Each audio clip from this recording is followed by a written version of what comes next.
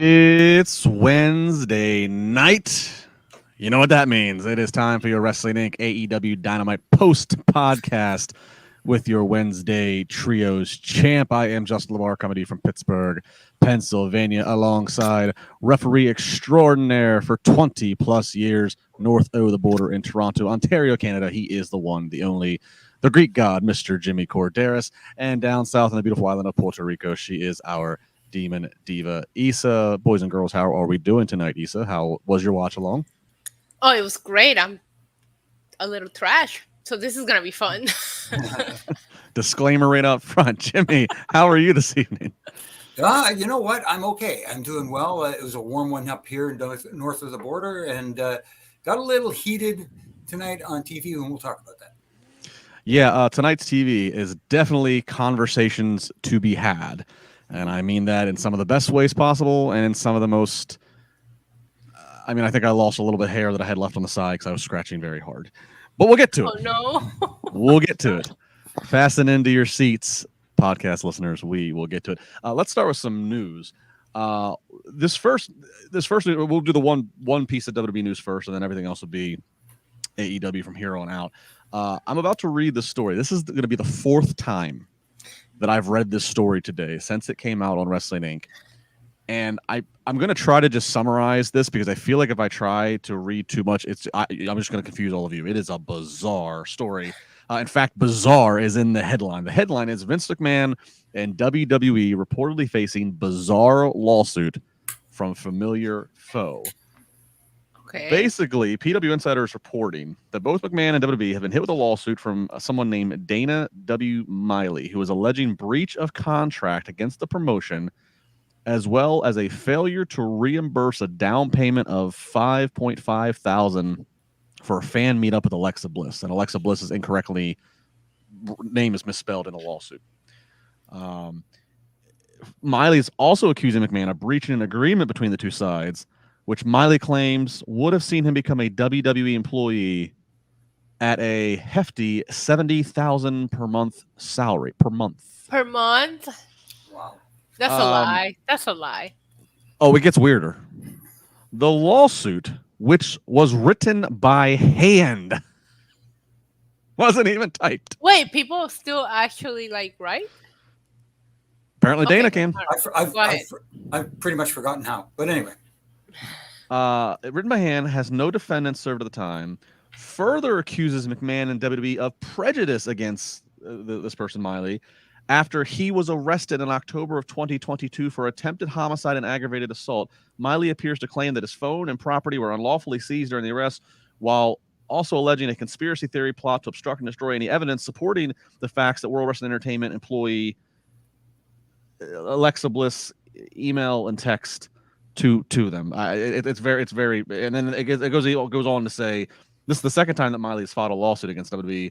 Previously sued them in 2019, alleging that he had signed a fair use contract for the rights to use the name DX and NWO back in 1995, years before either group existed. That lawsuit would be dismissed. This person sounds cuckoo for Cocoa Puffs. Yeah, I hate to say it, but you know what? None of that makes any kind of sense, and I can't see any of this being accurate. Let's be nice and say untrue. Yeah. You don't know. Issa, anything to add to that? I have nothing, LaBar. I'm sorry. The whole thing is weird. It doesn't make any sense. And I feel like WWE does all of their meet and greets are very, very well done, well executed. They have a contract for every time a superstar goes somewhere. I don't know. I don't know that this person has a big shot of winning this lawsuit. Yeah. But him coming up with the DX and the NWO stuff that far ahead of time. Wow. Yeah, he came up with it and he was never paid. Right. According to him. Okay. Oh my God. So yeah, I don't think this is going to go too far in the legal world, but it was almost like so bizarre you just kind of had to mention it. It was, it's like we'll give him his 15 seconds of fame. Yeah, it's almost like you can see everybody's trying to take their shot, so to speak. It's this anti WWE sentiment. Look, I don't agree with everything they do on television. There's stuff I like that they do. There's stuff that, that's from a critique standpoint. but the way they do business is the way they do business. And to come up with stuff like this because you're trying to capitalize on something, what it is, I have no idea. Yeah, I mean, I know they've been on top of everything for so long. Like they don't do things wrong when it comes to their legal side. Right. Of things. It's like, yeah, Vince might be laid up because he just came off of spinal surgery, but his lawyers ain't. Correct. His lawyers can still read. Correct. Okay, so that was our entertaining, bizarre WWE story tonight. Thanks for that, LaBar. Yeah, you're welcome. You're welcome. I want to get us off on a light note here. And then here's a headline: Wardlow, not been seen on AEW TV since the debut of Collision, where he failed to defend his TNT championship. And during an appearance at Terrificon, he opened up about the impact that has had on him. He says, "Quote: So I've been off TV for almost a couple of months, and I've been very depressed. Wrestling is my everything. It makes me happy." He goes on to say, "It was a rough start for me on Collision. I do not know when I'll be back. Hopefully soon." And he later had said, while getting a good laugh out of the crowd there, that he claimed he could beat the shit out of CM Punk and MJF, setting his sights high for when he does return. And look, I even put in the note in our script to these guys that we would do the story but if Wardlow popped up on Dynamite tonight, there's no point. It kind of becomes irrelevant. But nowhere to be found on Dynamite, and I could have certainly used some Wardlow on Dynamite tonight. No, I hear you. You talk about missed opportunities. We've talked about this how many times about Wardlow. Here was a guy who was, set up as a guy who could print money for this company, and just the ball had been dropped. I don't know how many times for this guy, and now you're not even using him. If I were him, I'd be depressed too, or disappointed. Yeah, so we'll wait and see. I don't know. Yeah, Issa, I mean, I don't know what you got two shows now. You got Dynamite, you got Collision. I mean, there's no reason to have a guy that looks like Wardlow off TV, but if you don't have anything for him, I don't know. The whole thing to me is just sad, and I don't blame him for feeling this way. I mean, this is up to a point because if I'm not mistaken, they did pin MJF in the tag team title match. But up until that point, Wardlow was the last person to pin MJF. And ever since all the drama that went on, Double or Nothing, where all the attention was taken off of Wardlow and putting into MJF, Wardlow has not felt the same. And it's a shame. I am a big advocate for big meaty men slapping meat. We all know Wardlow is the kind of guy that I kind of root for. It's sad. It's sad for me that this whole thing is happening. And you want to know something? Who is the TNT champ? I don't know. Has this person been like highly featured in AWTV after beating Wardlow? No, they buried this thing. I get it. First Collision, did he lose it to Hobbs? Wasn't he to the Jurassic Park dude? Yeah, it was Luchasaurus? to yeah. Jurassic Park. Oh, that's your go-to. It is. Wow. I have nicknames for everybody. It's tough when you don't do a podcast right after the show because that's how I log a lot of my memory. It is. It was Luchasaurus. I believe he is the new TNT champ. And what have we done with him after Wardlow? Absolutely nothing. Yeah, I don't know. It certainly is baffling in a lot of ways. To say the least. He should have never let them cut his hair. Yeah, current. You're right. Jurassic Park. That's funny. All right, let's jump into Dynamite here. Coming to you from Columbus, Ohio, Nationwide Arena, and we start with all of the JAS except for Chris Jericho in the ring. They all mean business. Are all dressed in black, and they call Jericho to the ring. And one by one, Daniel Garcia starts. He says he turned his back on everybody and everything and shows Chris Jericho. Well, now he's done. He walks out. Jake Hager says he's known Jericho the longest of anybody, and Jericho doesn't appreciate, and Hager does not appreciate Chris Jericho anymore. Chris Jericho says to Anna Jay and to Ty Conti about how their careers have been elevated because of their association with him. Ty claps back and says that she will have a baby and that she'll come back next year and win titles without Chris Jericho. Anna Jay said that she learned to be selfish from the best, and now she's going to be selfish and go try to win a title while not appreciating him. The both ladies walk off. Cool Hand Angelo Parker gave everything. What have you given me, Chris Jericho? He walks off. Daddy Max says Chris Jericho was his childhood hero, brought him to AEW. Last 18 months were a dream. but now he knows why Eddie Kingston and Kevin Steen hate Chris Jericho's guts. And Sammy Guevara's last. Sammy smacks the mic away from Jericho, says he went from fighting for the world title to fighting Chris Jericho's battles. Sammy says, work on your stuff and maybe I'll be there for you. And he exits out of the crowd. Everybody leaving Jericho, and then we get a backstage segment back from commercial where Don Callis comes up, gives his sincere apologies. Sorry if I had anything to do with all this. And Jericho is going to make an announcement next week in regards to is he going to join the Don Callis family. So a lot to unpack there, but bottom line is for the first time, I think ever in the history of AEW, at least for the next 7 days, Jimmy Korderas, Chris Jericho, technically is a island on his own.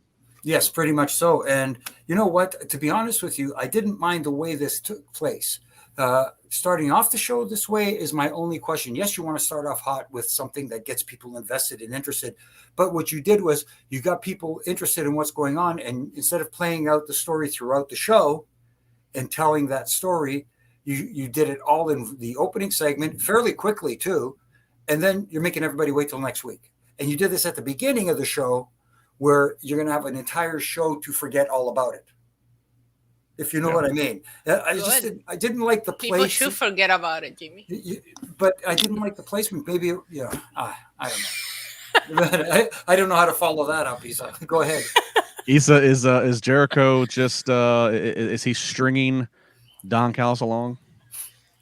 I don't know what's going on, but this was a silly way to open the show. Nobody cares. And these JAS people just talking about all of these things. It's like, did you not know that about Jericho before you joined him? I thought we were all in agreement here that we knew what kind of person Jericho is. And we still agree to be the Appreciation Society, right? Because even with the inner circle, Jericho has been this person. So it's just weird that now, because Don Callis is involved, they all want to walk away. And I'm sorry, maybe I'm just looking at it from a different perspective, but it's like, no, none of you are going to get any bigger than what you did with Jericho. Like, that's what I believe right now as they walk away from Jericho. I'm sitting here thinking, like, maybe you shouldn't walk away from Jericho. It was too long. I couldn't wait for them to get to excuse me, I couldn't wait for them to get to Sammy Guevara. That was the only person that I cared to see what he had to say, because he's been with Jericho, not just through JAS, but also through the inner circle. He was wearing his inner circle jacket, and I think there is something to that. But before we got to Sammy Guevara, I didn't care, nor did I believe these people are going to go on to do bigger, better things because they're no longer with Jericho. I didn't believe any of this. I'm sorry. It was a weird way to open the show. So some people in the chat, Deadpool Party, Christopher, they're suggesting that maybe this is put up front like it was, and this was done, that maybe it's actually one big thing that Jericho and the JS are playing Callis. It was a collective kind of way. I mean, Jericho did say he's holding off till next week to make this announcement with Don. So, I mean, that would be an interesting, I guess. I mean, there was no physicality. It was all just sticks and stones, break my bones, words will never hurt me type stuff in the ring. So I feel like it would take a creative thing for what people are speculating is going to happen. Mm-hmm. I'm not sure that I'll shut up. Yeah. We'll see. I mean, it was one of the more unique ways I've ever seen Dynamite open. They don't. It was the way the segment ended. It just kind of just. Did it almost make you wish for Orange Cassidy to open the show again? No. Okay, Jimmy, sure. Let's not get carried away. Okay. I don't know. Now that you say that, maybe I would have taken an Orange Cassidy match over this. It was weird. Maybe you wanted Wardlow to jump the barricade and just kill everybody, powerbomb everybody. I will 1,000% and challenge and just challenge Chris Jericho and say enough of it. I don't know.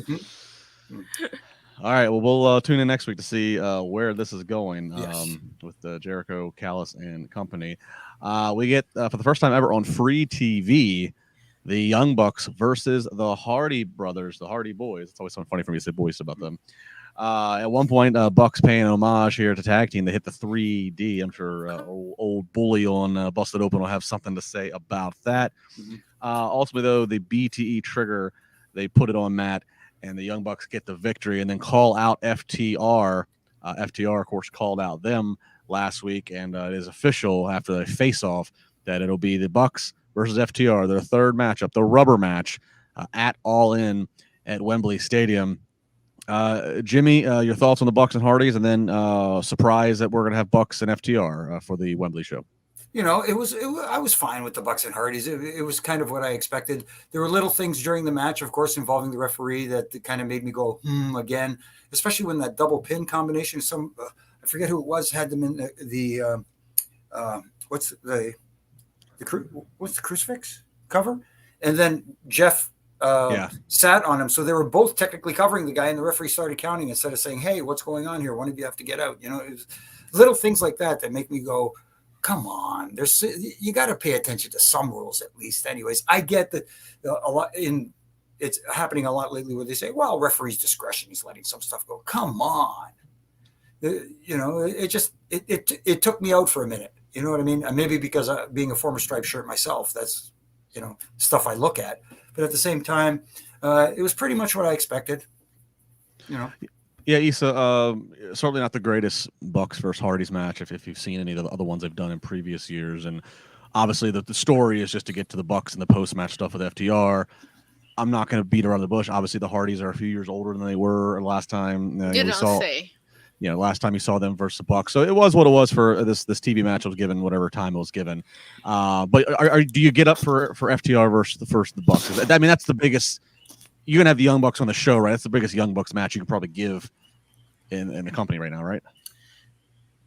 Maybe before I get to the Young Bucks and FTR, I did think this is the best that the Hardys have looked in the past few months.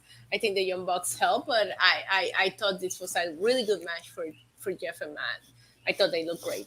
As far as FTR and the Young Bucks go, the thing that I have, if you look at the matches that have been set for Allin so far, these are all rematches.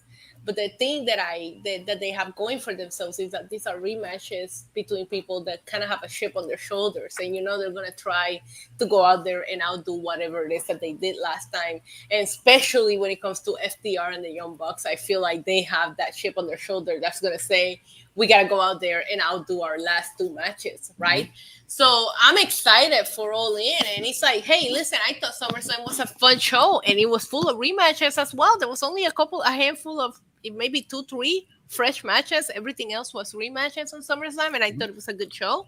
I think that Allin is going to be that way as well, but it is, as of right now, being booked by only rematches. So I really want to see what these guys can do to make this show feel different from what we've seen before. Mm-hmm. Yeah, we will touch more on more of the Allin card here in a little bit on the show. But yeah, it felt like I don't know how you feel about this, LaBar, but it felt like a WrestleMania sign point. FTR, Allin, and they were like, yes, we're on, and that was it. You might as well point it at a sign at that point. Well, and then later on when they made another Allin match, they actually did do the whole point to the sign. Yes, they did. Yeah. So, anybody who knows me knows when it comes to Mania season. It has become a tradition of mine to ask all of the WWE superstars to give me their best sign point. It's one of my interviewing questions during Royal Rumble weekend. It's my favorite thing to ask, so I am a sucker for the sign point. There you go. WrestleMania 18. If you go to my YouTube channel, NYC Demon Diva, she plugged, there is a video of me, like just a compilation of me asking WWE superstars to show me their best sign point. Tremendous. Oh, yeah. Watching, judging, point to the sign, point to the sign. Look at the baby, point to the sign. Yeah. This last year, Bianca Belair has my favorite, but I feel like she won a Royal Rumble. Like she had that experience under her belt, some people get, there's go look it up in my YouTube channel. Fun times. Yeah. Hey, look, Vince loves marketing. Mm-hmm. It's a marketing tool. We got to point to the sign. You have to. It's like I don't know how you feel about it, but I look forward to the Rumble just because it's the first show that you see the WrestleMania sign. Like, it really is a thing. As silly as it sounds, it's a thing for us wrestling fans. I call it sign point this season, and I look forward to it every year. Well, it's the kickoff to WrestleMania. So correct. Basically, so yeah. That's the beginning of our playoffs, Jimmy. Like, you get it. Like, you were probably standing there as people pointed at the freaking sign. And I don't know. Reminding talent sometimes. Sorry, somebody says, tell them to point to the sign. Point at the focus. Sorry. But it's true, and that's like I've been covering wrestling as part of media, knock on wood, for 3 years now, and I always ask, let me see your best sign point. And it's fun to see, like, some people really have it rehearsed, they have a whole thing, and some people just a quiet sign point. I respect that as well. If you ask Jimmy to point, he's gonna wind up like he's getting ready to throw a wrestler and eject him out. He's gonna Jimmy, let me see your best sign. Oh, there it is. Hey, you, me. Yes. See, this is where you need to be watching the video version of the podcast, everybody. Yes, My favorite thing was when I had the opportunity to ask AJ Styles about the sign point, and he said to me, "He's like, I don't know why they make us point at it. It's a huge sign," and I was like, "Come on, AJ, it's tradition." He was a little too real with the question, you know. Oh boy. Well, that motion of how you point to the sign, maybe it's close to the motion of how you throw a dodgeball, because we see last week Adam Cole and MJF, after they had signed their contract to go to Allin for a world title match, they decided to go out on a night on the town to celebrate. MJF wanted to hit the bar and look for some women, but Adam Cole decided, let's go to a trampoline park. He's having fun at the trampoline park, and MJF starts beaming some little kids with a dodgeball. Not the last we're going to see of these two, but real quick, just comments on I mean, what I think is becoming the highlight of Dynamite is what adventures that MJF and Adam Cole get into. Issa, you enjoyed it? I did, especially when MJF was beating kids up. Like, I'm sorry, I like that part. I for a second there, I was like, why are we making Adam Cole look like a giant, like a man child, right? Like, oh, we're gonna go to this trampoline park. I'm on MJF's team. I'm more of a, let's go to a bar and have some drinks. But once they got into the dodgeball and the little girl saying, why are you grown men in this trampoline park? Like, I thought this worked, and it's working. Look at the ratings and look at what the numbers do when MJF and Adam Cole are on the screen. The numbers raise, numbers don't lie. So it makes me wonder, and I don't know how you guys feel about it, but it makes me wonder, like, do we keep them together for a little while longer just because it's working? Like, I don't know what the end game was with this, but I feel like it should be reconsidered just based on how the fans are reacting to it and the numbers that it's doing. Yeah, Jimmy, we'll get back to Adam Cole and MJF in a few minutes on where we're going, but just on the segment, any thoughts to the this was certainly some of the entertainment and sports entertainment. That's absolutely what it was, and that's what people, like you said, the numbers don't lie. People love this stuff, and they find it entertaining. Yes, and as I got to get one in there at every podcast. Yes, they pop for the 450 twisting, burning 450 hammer Phoenix splash, but at the same time, they get invested in the characters, and they backed into gold with this one. If this was, I can't say that they were actually hoping that this would be where this was leading, but what they've stumbled into is something special right now between these two, and the fans have really, really gravitated towards this, and they need to prolong this as long as possible. Yes, they have the match set up at Wembley, but at the same time, there's ways around things. Terry Allen Jr. dropping in with a super chat. Thank you, Terry, saying AEW needs women for creative team eventually. No Sunny Kiss with very extended absence. We all care for women's wrestling, and Tony needs to care. Well, the women were in the main event tonight. We'll get to that. Did it matter? We will get to that. Yes, we will get to it. All right, coming back to the arena, we got the FTW champion Jack Perry, and it's FTW rules, which anything goes, up against Rob Van Dam. Rob Van Dam looks great. He does look great. If you want a spot to go back and watch, if you missed Dynamite, go to the spot where RVD does a classic. He drapes Jack Perry's stomach first across the guardrail, and then goes up to the apron to do his spinning heel kick, and he came down and just leveled Jack Perry. I hope Jack Perry's okay, because his head just railroad spiked into the ground. The intensity that RVD came off with that, I don't know, quite the spot to see. At one point, they're doing the throwing of the chair, very classic ECW Sabu kind of move, and the ref takes the chair to the face, so ref bump down. Don't often see ref bumps like this in AEW, but the ref is now down.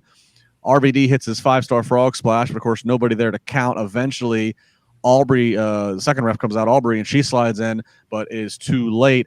And then as she and RVD are going back and forth, RVD gets catapulted into the chair, wedged in the corner, and then beaten by the roll-up. Jack Perry retains his FTW title with the final shot being him laying on the ramp, obviously having just escaped, clutching that title, and the title's creator, Taz, on commentary, really getting hot and wanting to put an end to all this. Issa, I have a thoughts on the match, and is this storyline helping Jack Perry in your opinion? I'm not sure. I didn't get to watch last week because it was travel day for me. So, and I haven't been on social media as much as I used to. So it was like, if you didn't watch last week, you'd be like, what is RVD doing here?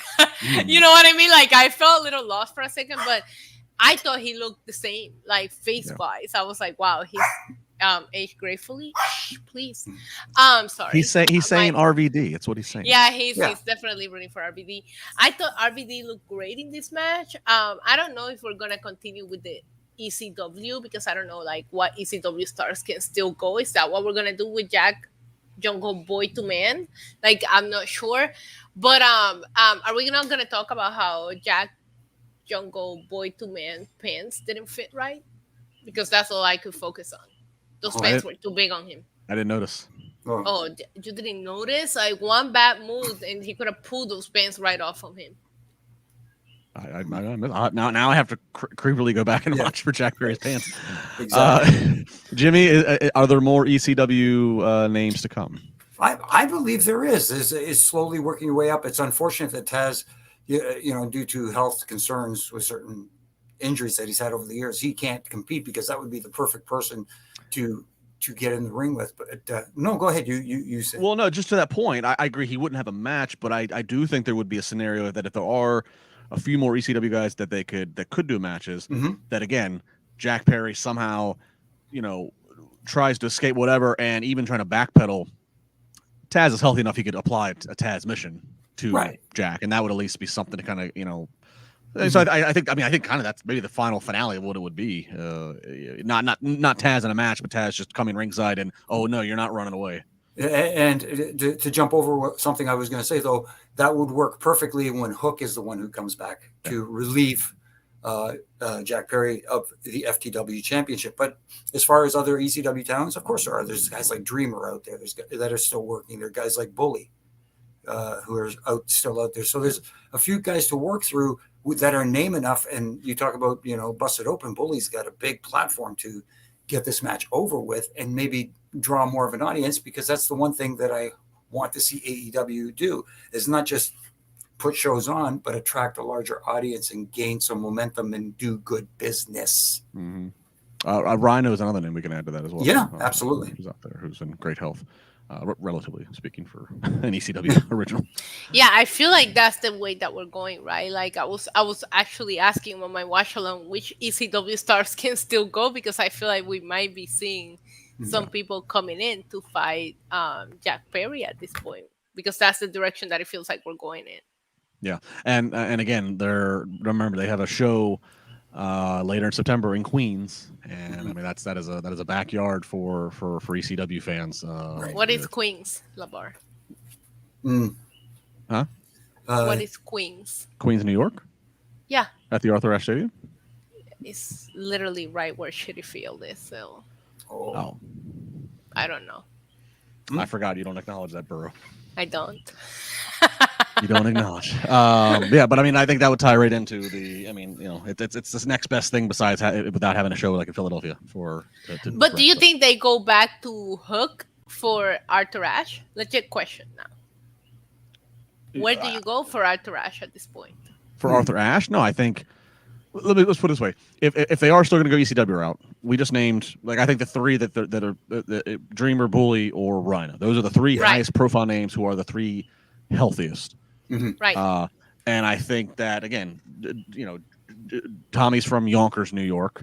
Bully, is right there. Dudleyville. He's New York City.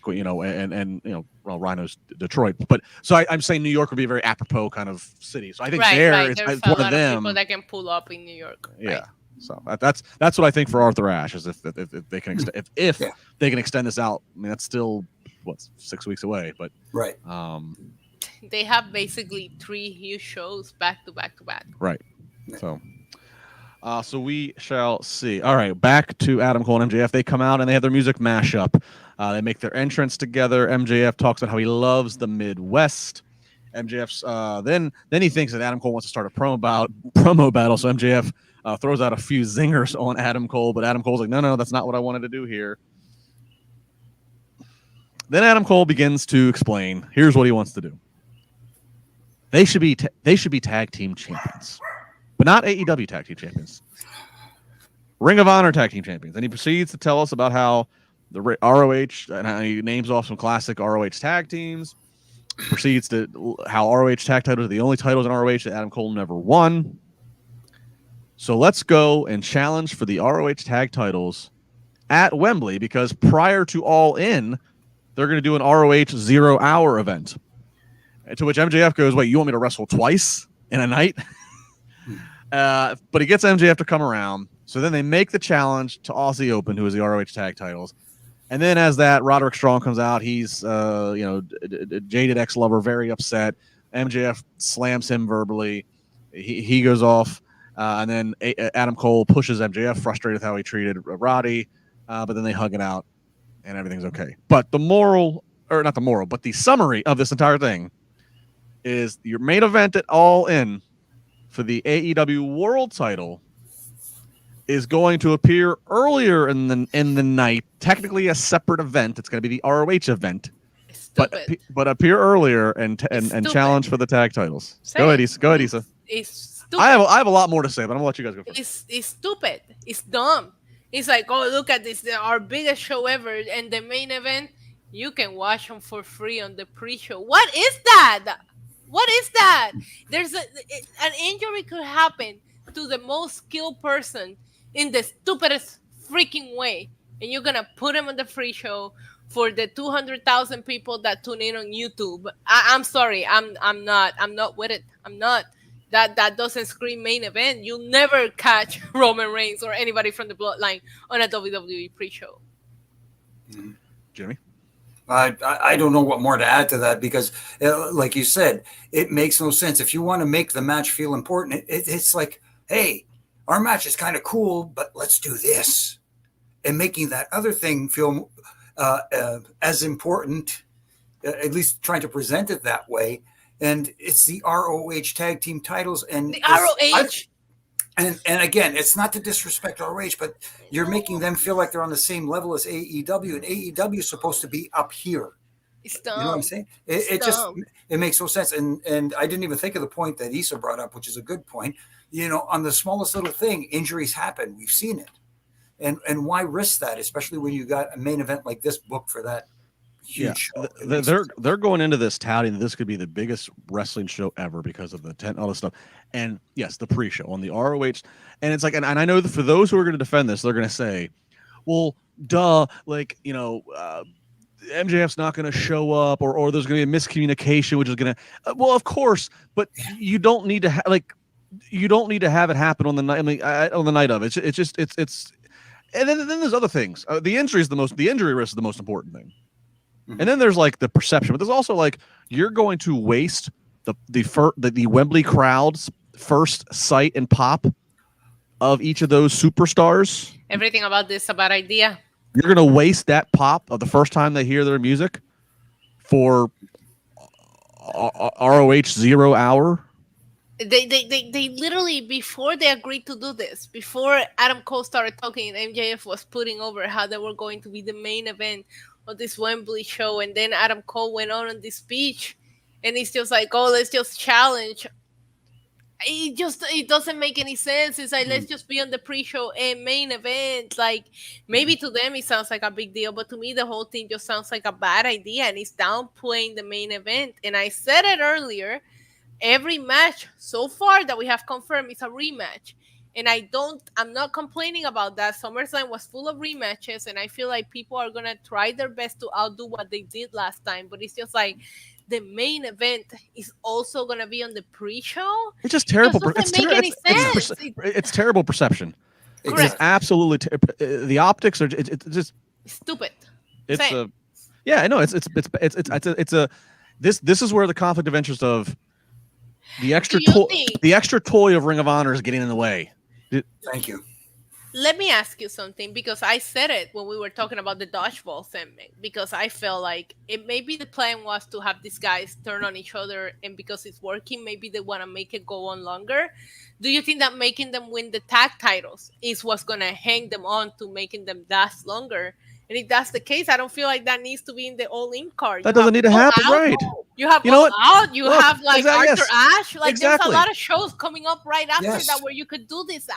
Exactly. Let them. Yeah. I don't know why. Or if you really want to have whatever debauchery is going to happen, that's going to, get the blood flowing between these two guys. Pop a number on Dynamite. Have it be them on a tag team title match on Dynamite the Wednesday prior. I hear you. Why on the same venue, same night? It's just it doesn't. No, it doesn't make any logical sense. And I know people are going to try to defend it up and down. And like you said, this is going to be where they plant the seed for the main event. Yeah, but like you said, a lot of missed opportunities are going to happen, like getting that initial pop when they show up and all that sort. It's just from up and down the checklist.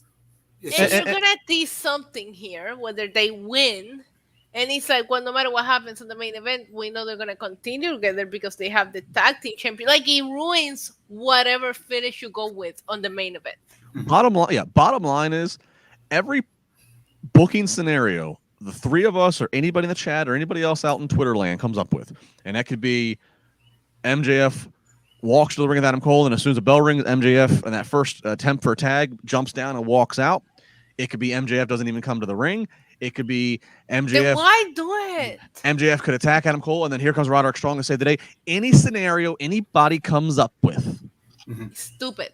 You can't tell me that they couldn't just do it on the Dynamite prior or the Collision prior or something else on one of the other million. Like there's absolutely no reason it has to happen on the same night. Right. I feel like you're building, like you have a pay-per-view literally a week after Wembley. Why not book it for that? Why not? Like, it just doesn't make any sense. You have All Out a week after. You barely made any matches for All In, your biggest show. I can't. I'm not behind it. I like the dodgeball because I don't like kids. So I like the dodgeball segment, but it ruined everything. I don't know where we're going with this, and I feel like this could have been an All Out, or like you mentioned earlier, Arthur Ashe Stadium. There's so many more opportunities to do this. I don't want to see them on the pre-show. I do not have any desire to see my main event on the pre-show. That's not how it works. It's not like whatever. Yeah. I'm done. That was a head scratcher. Still is a head scratcher. Yeah, we'll see. Maybe it doesn't play out. They will have a couple of weeks to see where this goes. But here's the thing: the moment you start to advertise it, you have to deliver. Even I don't care if it delivers, but to the ROH crowd that is going to tune in, you have to now give them. You know what I mean? I don't know if it matters to anyone, but this segment started to kill my buzz. That's how bad it was. And then you have to figure Roddy and Taven and all those guys. That's going to come in. I mean, and again, I know it's all going to come into play, but it doesn't have to happen on that night. And it's weird because the Ring of Honor thing hasn't really been a thing. So it's like, why are we making such a big deal out of Ring of Honor here when I thought that was a Thursday night thing? You know what I mean? The whole thing was a big head scratcher, not needed. I don't need to see it on the whatever. I'm not okay with this. I do not F with this. It was a choice. It was a choice. It was a choice. All right. That's the nicest thing you could say about it. It was a choice. Right. That was my tweet earlier. It's a choice. I love that. Like, way better than me because I'm no filter. So I'll let Justin LaBar word it for me because he's better at that. Yeah, unfortunately I'm Canadian, so I try to sugarcoat it as much as I can, even in negativity. I'm too Puerto Rican, so I'm always just sound too real. All right, we get the Blackpool Combat Club up against the Lucha Brothers. This one, and they had to fill it in on replay. They end up pulling Penta's mask off. Why? And he was getting ready to apologize or get ready to deliver his finisher. They pull his mask off. That then allowed Moxley to very easily just roll Penta up because Penta was not even fighting back for the pin. He was just trying to cover his face. So Mox gets the win, but you don't see it. All of a sudden, you just see Penta not fighting back. He's covering his face. Commentary's trying to cover it. They show the replay of when it happens. After the fact, they're beating him down. Claudio puts on Penta's mask and is flicking the crowd off. And really good heat. And Jimmy, here's my problem. Again, you pulling a luchador's mask off is huge heat. I mean, the mask is a very sacred thing. So it's a big angle to do. And it got the reaction from the live crowd who saw it all happen. But we miss it on live TV. And it's like, and of course, it was an accident by the production. And I don't even necessarily blame the production. I blame, again, whoever helped put the match together, talent otherwise. There was too much other gaga going on outside to Wheeler Yuta and whatever. And so they didn't know where to go, they being the director. And so this has to be the huge spot that we have all cameras, hitting on this. And it almost feels disrespectful to Penta, the fact that he agrees to do this spot and you can't even get it live. It's like you lost the magnitude of it for the television audience. That's the thing. It's a huge deal, like you said, and of course Issa could verify this as well. It is a big deal, and like you said, there is a communication problem. Whether it's between the talent, and the producer / agent for the match need to go to the truck and say, hey, this is a major spot in the match. When this happens, make sure you're focused on the ring or on this talent or whatever the case may be, because this is what's going to happen. So we have to shoot this. This has to be a major part of the presentation. And the other thing, too, is I don't think, unless I wasn't listening properly, I don't think the commentary team made enough of a big deal of it. And they should have put this over huge, like it was a tremendous discrediting a luchador by taking off their mask, and that is so disrespectful, especially in that culture and whatever the case may be. They kind of he took his mask off. Well, you're right. They were kind of anticlimactic, but my guess is, when you're on commentary, in AEW, you're looking at the monitors. You're told to follow the monitors. So they're following the monitors, and they're kind of behind the 8-ball like we are as the viewers because they didn't see it happen live. Yeah, but then they saw the replay, and at least then that's when they go off. Thank you. Sorry. Yeah, Issa. So good. I am from that background that I need to see the taking off of a mask being felt like a big deal, right? I grew up on Lucha Libre. I cover Lucha Libre on my weekends. This is what I'm all about. And the removing of a mask is disrespectful. It's like the ultimate sin in Lucha Libre world. And even if you don't see it, I can't give a break to the commentary table, because even if you don't see it at the moment because you're looking at the monitor, when the replay shows it, you need to sell it, and it was not sold that way. And I can't the whole thing, it was a great match, but if that's what you were getting at, I missed it. Commentary didn't sell it, and it took me the rematch and my chat telling me for me to understand what had just gone on. And I feel like it should have been a bigger deal than how it was played on TV. Absolutely. And one of the guys on commentary wears a mask. You would think. Did you notice tonight? I'm pretty sure. Did you notice they didn't show the commentary team on camera once? They didn't. Yeah, I didn't. Well, and one thing I noticed too, just on the very beginning of the show, that was about it. Yeah. I don't know. They usually go to them a lot. There was no. I don't know, just something different. The removing of the mask should be felt like the ultimate heel turn, whatever it is, and I don't think like it was sold that way. And if you're serving to that niche fan base, some of us do pay attention to that kind of thing, and it didn't go the way it was supposed to. Right. Yeah. Again, I know it was an accident. I know nobody of course wants to miss that shot, but it's like it just feels like what a waste, what a disrespect to But Blackpool Combat Club, like they're doing a great job at playing this heel role. Oh, they're great. Whether they sell it or not, like every week they're putting on intense, hard-hitting matches and doing everything right that the heel should do, whether commentary or the camera work sells it or not. They are doing their job as heels. They are, and again, Claudio with putting the mask on the night. I love that part. I feel like Moxley. I believe Claudio. I always look at Claudio as a badass. So I believe him as a badass who could kick, who is from the Blackpool Comic Club, who could kick your ass. I believe Moxley because I believe Moxley's just crazy and he believes everything he's saying. Whatever. Wheeler still feels like the little brother who he does. He's mom said, "Hey, you got to take the little brother with you tonight." He's like the adopted stepchild or something. Like he doesn't fit in. Yeah. Right. So that was that. So yeah, unfortunately, it was a pretty good match. But I was that's my biggest note is we missed the big spot of the mask removal. Right. All right. Here's another one that made me kind of chuckle for a second. Swerve Strickland and Mogul Embassy comes out, and Prince Nana gets on the mic, and the first thing he has to say is, "All of you need to shut your mouths." As he said that, there wasn't a person in the arena making noise. It was crickets, but he screamed twice that you stupid fools need to shut your mouths. Nobody was talking to him. Nobody was even giving him a jeer. So not sure. But that's what made the segment for me anyway.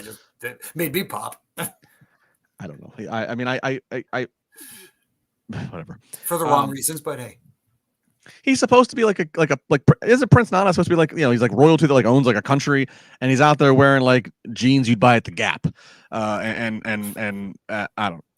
just don't get. Maybe I don't know. Maybe I'm not his audience.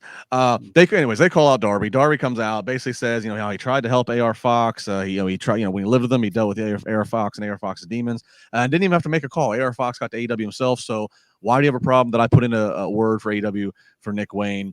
But you know what? I got some friends too. Lights shut out, lights come back on. Sting is there with his baseball bat and starts to clear house, and then via pointing to the sign, he challenges them to a match at All In, which then we'd find out a few minutes later via Excalibur running down the card that it was made a coffin match. So it's gonna be a coffin match at All In between AR Fox and Swerve Strickland versus Darby and Sting. Issa, you here for a coffin match?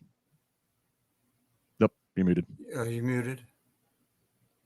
Yeah, I was muted. Sorry. Yeah. This doesn't make any sense. Do you think it makes sense? Right? Okay. Well, Sting is Darby's friend. That makes sense, I guess. Oh, okay. You see, I thought he was his dad. Regardless, this doesn't make any sense. It's like it felt like no build to this. It feels like there's no heat. Right? Right. You put a stip on it, but this is the stipulation you put on it? A coffin match? A tag team coffin match? And is that kid okay? Wasn't he attacking that kid that he looked like it looked like a Dateline murder scene last week. Right. So it's like I just don't understand. The whole thing just feels weird. Like it doesn't. It feels all over the place. It feels forced because they're running out of time. Beer Money. I did see this. Here's what I thought happened. So the one security guard who's always positioned the one part of ringside. AR Fox. So when Sting comes out and everything goes bedlam, AR Fox hurls it over top of the guardrail, and then Darby's also trying to chase after him. Again, communication. It looked like the fact that AR Fox was going to run into the crowd was not communicated to your security, because then security guard had to bolt up and try to get and catch up to him. And as he did, he drop kicked Darby in the face as Darby was straddling over the rail trying to get it just, again, it looked like, again, in pro wrestling, if you're going to go in the crowd, that stuff is usually always made, because not only do you let your company security, not only do you let your AEW security know, they then have a liaison that deals with the arena security, and they say, hey, at this point, make sure this area, this section, that you're there to stand and partition it off, because don't have some kid coming through with his nachos who's going to get ran over, like whatever. Because so I feel like AR Fox ran into the crowd, probably didn't tell anybody. And then that security guard goes, oh, shit, I need to follow the talent. And it just looked like a big old cluster. Do you think that it felt like a surprise? Because on top of the fact that Darby was involved in this segment, we have known that Sting has not been in a UK show in so long that I figured that Sting would be featured in a major match at All In. It only makes sense, right? I feel like, when are we gonna get a swerve when the lights go off? Because the lights go off, you automatically know it's Sting. So do you think that maybe after All In, because I did expect Sting to be fully involved in this show, eventually we'll get some kind of swerve when the lights go off? Because it's always Sting. Like, it's lost its appeal at this point. Tony it's Khan, always Sting. Tony loves his original ECW, and that was ECW's thing. ECW didn't have big budget for pyro and smoke and mirrors. So their thing was they would just shut the lights off, shut them back on, or bring them back on, and somebody would be in the ring, whether it was Jerry Lawler or whoever. So that could be his thing. You don't think he loses his ooze after a while when it's the same person that shows up? Yeah, maybe. Yeah, we'll see. Yeah. I need the lights to go off and come back in, and somebody to have Sting in like a chokehold or something. Like, Sting was supposed to show up, but this person like got to him before. I don't know, just something, because at this point I just like, the lights go on and I feel like you could hear the crowd Sting. It's Sting, because that's what we all expect from it. Like, give us a little swerve, just a little something to just elevate the storyline. Right. For people who are listening or watching us, if you've never really been to a AEW or WWE show. When it goes black on TV, they make it black. But when you're there live, you can see what's like the lights are out, but you can still see what's happening. It's not. It's just, So to Isa's point, as they're screaming, they kind of take some of the mystique off of it quickly. Right. It's easy for me to do this afterwards, like you say, Monday morning quarterback and stuff like that. Right. What if the lights go out? The crowd goes crazy, thinking when they come back up, they're going to see Sting. Let the lights stay out for a few, for 30 seconds. When the lights come back up, let all the heels be laid out with a black bat sitting in the ring. That's it. That would be amazing. And then, you could obviously put 2 and 2 together, but at the same time, you didn't see him. Right. Yeah. Completely out of topic, but I have no idea where Jimmy Uso came from at SummerSlam.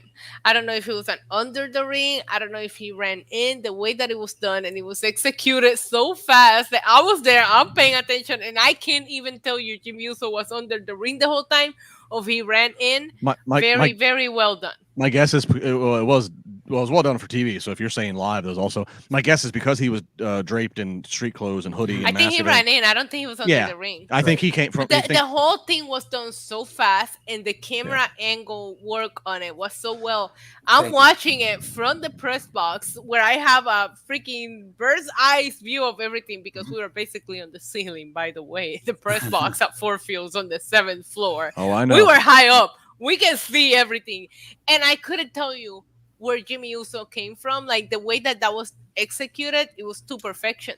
You know why? Because there was communication with the TV people in the truck telling them what is going to happen, and the best when, and part, I was able.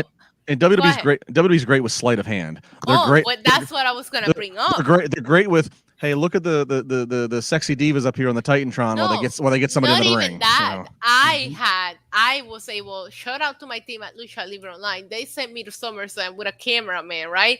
So I have my camera guy running wild on the floor, and he sends me a message few minutes before the main event, and they're like, oh, they just like sneak somebody in all dressed in black with a hoodie, and you could tell by the build that it was Solo. And I even told him, I responded, I was like, that's Solo, bro. But I felt like they almost made that so obvious for people that were like trying to like catch things, to like kind of like sneak the Jimmy thing. Because if I'll send it to you later. I put it in a group chat. Like, you can see that that's Solo. So I'm like, when I see a black hoodie person, I'm like, yeah, that's Solo. So even I feel like they did that on purpose for the people that were trying to grab the scoops.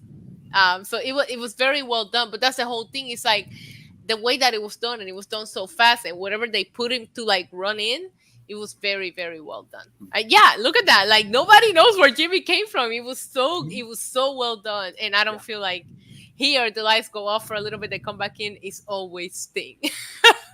Christopher saying I was ringside for SummerSlam, didn't see where Jimmy came from.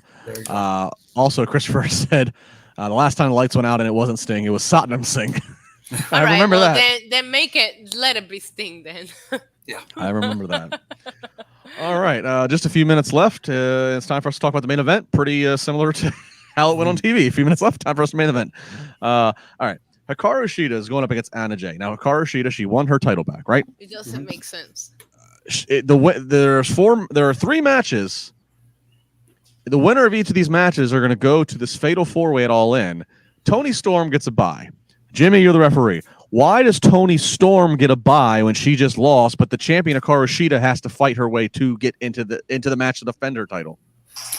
Because up is down, left is right, and I have no. Did I miss an explanation, or did I miss something? The champion's not supposed to earn their way into a championship match. They are the champion. It's the challengers who try to earn their way into a match with the champion. So this absolutely makes no sense. Yes, I get Toni Storm was the former champion, but at the same time, she needs to earn that opportunity to get her championship back by qualifying for this match. I mean, admittedly, I had kids coming in and out of the room and talking and getting them to bed. So I'm like, did I miss? Did Tony Khan radio to Excalibur and say why Toni Storm is getting a bye and it just gets to go to the finals and be part of the match? I'm going to assume it's because she was the champion and she automatically gets a rematch. Okay. But okay. No, but that has never been explained. But that's what I'm assuming as a fan. Then make the bracket look like this: she gets to have a rematch. She's automatically in. The champion obviously is already in, and just have the 2 other matches decide who the 2 other women are going to be. I mean, you would think. Mm-hmm. It was frustrating. The whole thing was frustrating. I mean, Hikaru Shida wins with. Okay, here's the other thing. So she wins with the knee. I forget the name of it. I apologize, but she wins with this knee. And then she pins Anna Jay. Anna Jay has Cool Hand, Angelo Parker, and Daddy Mac, or Daddy Magic. When I said Daddy Mac, Daddy Magic. She has her 2 former JAS compadres. Knee gets hit. Sheeta pins Anna Jay. Anna Jay's arms are extended out above her head towards the rope. Cool Hand comes to her hand. Looks like he's going to do the spot of moving her hand to the rope, but he doesn't get it. He fumbles with her hand. The ref in clear sight counts to 3. I'm pretty sure Sheeta was supposed to win anyway. I'm pretty sure they weren't going to have her title be just for 1 week reign. The music was ready. The graphic was ready to show her. So I think she was supposed to win. But what the hell was he doing? Commentary was selling it as, he was trying to revive her, but he didn't unsuccessfully. Jimmy, what was this? What happened? Revive. It was a complete F-up is what it was. What was he trying to do? I think he thought this was a spot for him to go in, or they were running over, and this was going to be the spot that was going to be left out. There's so many different scenarios. Okay, that would make sense. If the spot was she's going to hit the knee, Anna Jay's going to be down, but you come in and put her hand on the ropes. But did they call an audible and he didn't hear it, which is, hey, this has got to be the finish right now because we have like less than a minute to go. Well, that's what I'm thinking, unless he just figured, I'm here, I got to do something and make it look good, and it just made it look even worse. It just made the finish awkward. Finish would be an understatement. Let's put it that way. But the fact that you have to, like Jimmy just said, that's what I'm thinking. The fact that you had to try to figure out what's going on goes to show you that this whole thing was just raw. Maybe it's a botch. I don't know what it was, but we shouldn't, as fans, be trying to figure out what happened, or as analysts, whatever. You shouldn't be trying to figure out what happened or try to justify what happened. It should be well executed on TV, and if not, well explained by the commentary team. But it wasn't, and it leaves us just sitting here wondering how was this thing supposed to go, and that's not it. Mm-hmm. Yeah, like I said, there were some head scratchers on that. I don't. Yeah, the whole show.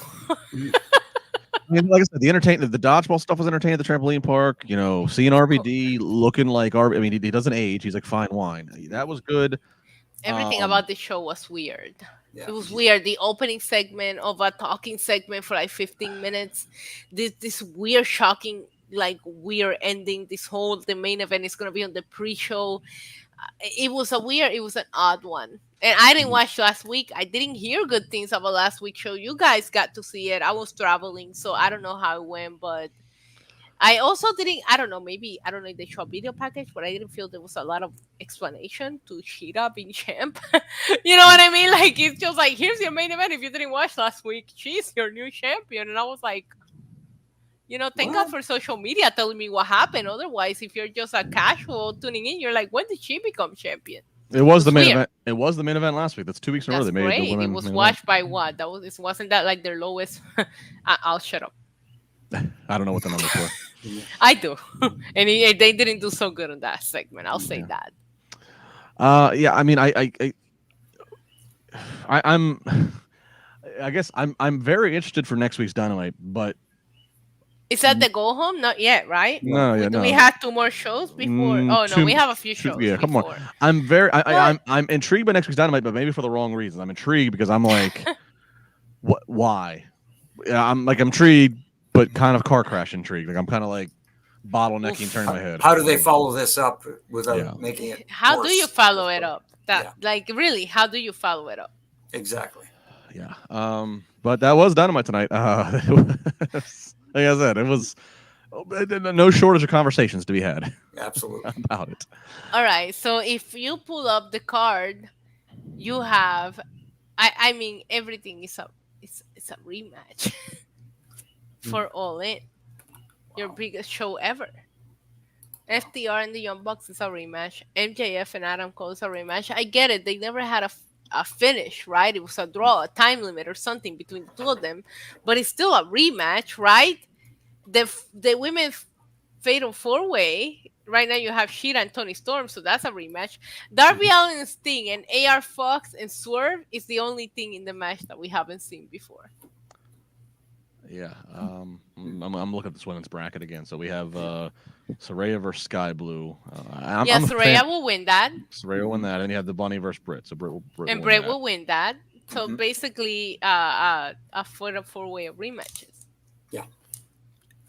Yeah.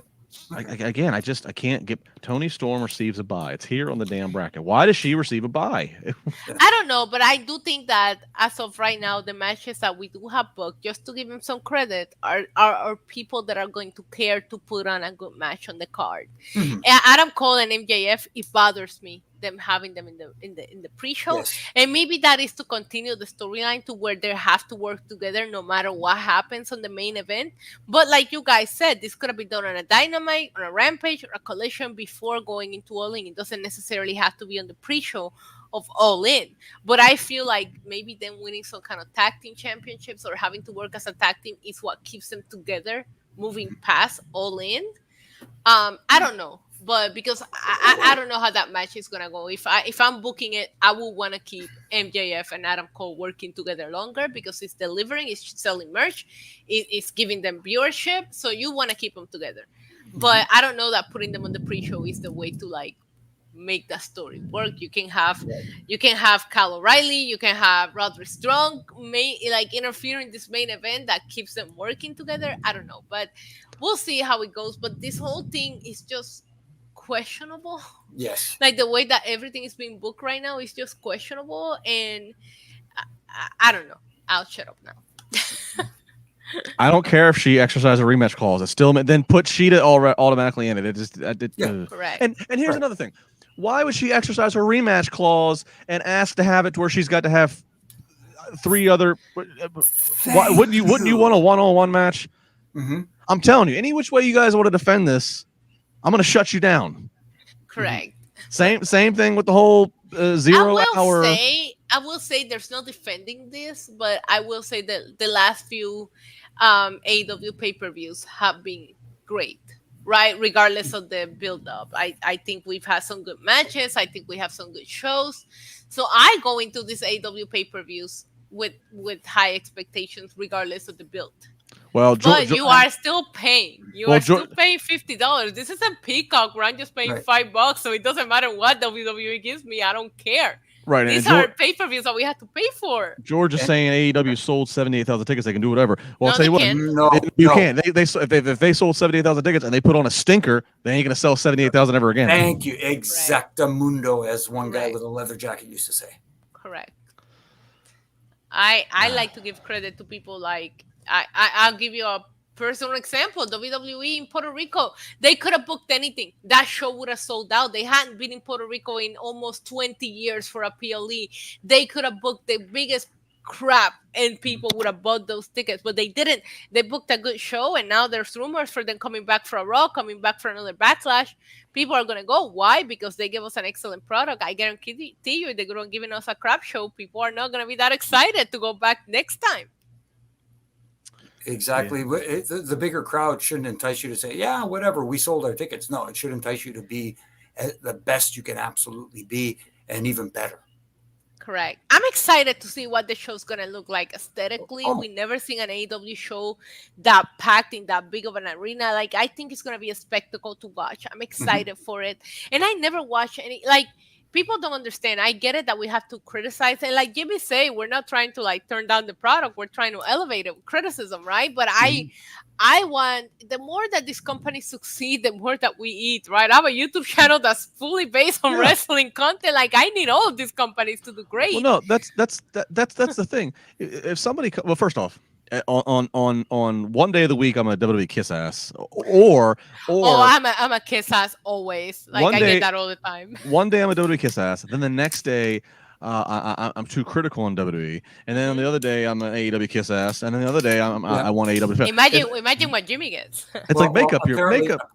Apparently, I'm on the WWE payroll to tear down AEW. I mean, I got so many tweets this weekend because I go to WWE events and not AEW events.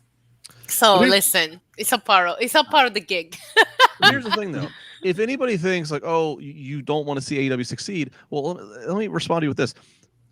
If I have to give up my Wednesday evening and not do whatever I want to do or be with my family, if I have to sit and focus and take no, like, it's not like it's a, like, I have to take notes, like, because I'm not gonna remember all this by memory. Yeah, we all have notes. I don't have any notes. You want to know why? Because I was live for the last 2.5 hours on my own YouTube channel. So my response is, if I'm going to give up my Wednesday nights to just have a night off, and yes, we do get compensated for this, so it's not like we're doing it for free, but it's still, if I'm going to give up my Wednesday night in the summer, no less, and I'm going to watch something and then talk about it.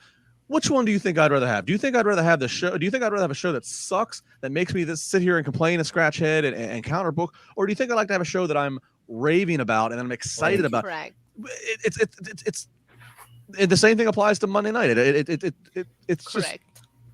Just, why would I watch a show that I don't want to see do good? I want to see it do good. I have friends that are there. I want to see it do good. Thank you.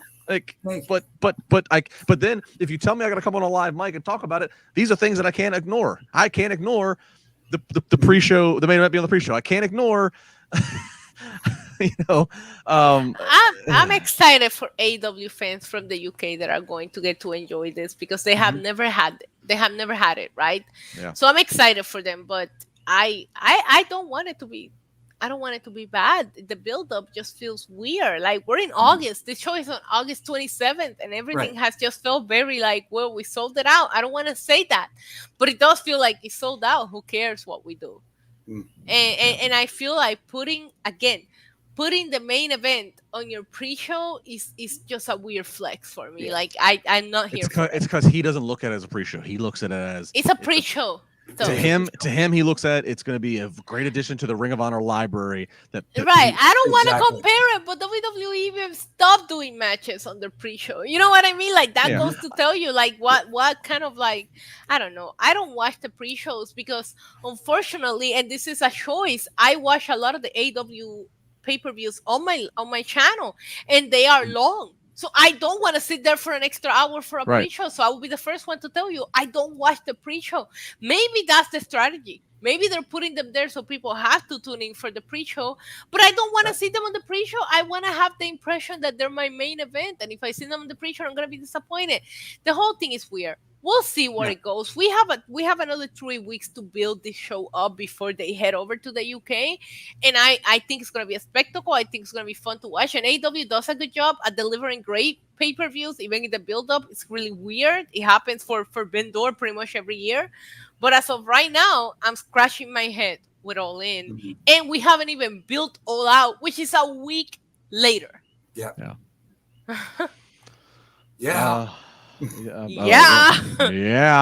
I don't even get me started with LA Knight. Like, he shows up at the freaking Mets. Like, that. Talk about a step back for a superstar.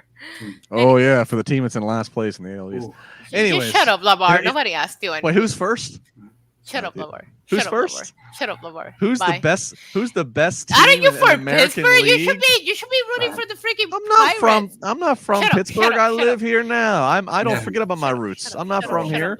Talk to Jimmy, okay? I'm not from here. Talk to Jimmy. I'm not from here. It doesn't matter though. Like let me make sure that I say this right.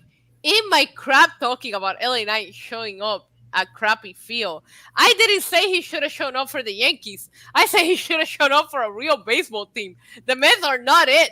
You had this huge moment on Monday Night Raw, and then you show up to throw the first pitch for the Mets. That's a step back. Well, I won't fight you there. When you have that kind of payroll and you're that bad, it's pretty funny. It is Fair bad. Point. Fair point. Pretty funny. All right, Issa, finish it out. Give the cheap plugs. Yeah, this was a weird episode of Dynamite for me, but I'm invested because I want to see where we go with All In and All Out. I thought there would be like multi-building these pay-per-views. You guys can find me here on Tuesday, Wednesdays, and Fridays. You guys can find me on Lucha Libre Online. You can go there to watch all of my interviews from SummerSlam weekend. I talked to Gunther, I talked to Baron Corbin, I talked to Bianca, I talked to Montez Ford. I could go on and on. I did a lot of interviews last weekend in Detroit. So go over to Lucha Libre Online and check it out. And also my own YouTube channel, NYC Demon Diva. I am loyal to my own sports team, NYC, meaning the Yankees. All the other teams are nothing. Anyways. Orioles beat the Yankees in the season. Shut up, LaBar. Can you just move on to Jimmy? Jimmy, go ahead. Jimmy, all go right. Please. All right. Yeah, like you guys said, it was an complicated episode of Dynamite tonight that didn't really, set the world on fire. Let's put it that way. It was a head scratcher. To be nice about it. And as far as where you can catch me here on Wednesday nights and Monday nights. You can catch me on the Reffin' It Up podcast with my good brother in stripes, Brian Hepner, and RJ, who holds our glue together. This week we have none other than Rene Dupree on. So we talked to him this week. Nice. And of course, from Monday to Friday on all my social media platforms, you can catch me with my Reffin' Rant. It's only a minute long because people's attention spans are limited these days. So I keep them short. And the critiques, like Issa said, they're not meant to tear it down. They're meant to tighten screws that I believe need to be tightened. Tighten. Killer Demons. Garrett. No. The Steelers play the Niners week 1. The Niners are going to beat the Steelers. I am not a Pittsburgh. Titans. Since you mentioned Titans, I'm not a Pittsburgh fan. Grew up in the Maryland, D.C. area. I'm a Baltimore Orioles baseball fan because that's the baseball team I had growing up, and then I'm a Washington everything else. Washington football, Washington Capitals. I know people. What have you? People just not to butt in here, Justin. Before you get to your stuff, people ask me all the time, "How did you become a Tennessee Titans fan?" And this goes way back because a lot of people from Toronto are Buffalo Bills fans because we used to get the Bills are just down the road, and get their games on weekly on television. But then, when I started getting into the NFL, it was the Houston Oilers that I was a big fan of. Dan Pastorini, Earl Campbell, Billy White Shoes Johnson. That was the team that really I gravitated to. Robert Brazil and the whole thing. And then when they moved to Tennessee, I just followed them along. There you go. And Steven, thank you. But I think Jimmy and crew got their hands full. Jimmy already has enough podcasting with me in a week between Monday and Wednesday. All right. I'm at Justin LaBar. Follow me on the socials here. Usually here every Monday and Wednesday on the Wrestling Inc. podcast. Usually you can find me Friday mornings on Busted Open Spar with LaBar. Very good stuff. Appreciate all of you that are joining us here live. Appreciate all the rest of you who are checking us out, watching or listening live. But when we do things like our best WrestleMania sign point, that's when you need to be watching the video. That's where the that's where we need to be TV stars, not radio stars. Check it all out. Hit subscribe, comment, leave a nice comment, leave a nice rating. Tell a friend, tell a friend, tell a friend. Plenty of good stuff going on the Wrestling Podcast all week long. That's going to do it for tonight. Be safe. Tip your waitresses. Smoke them if you got them.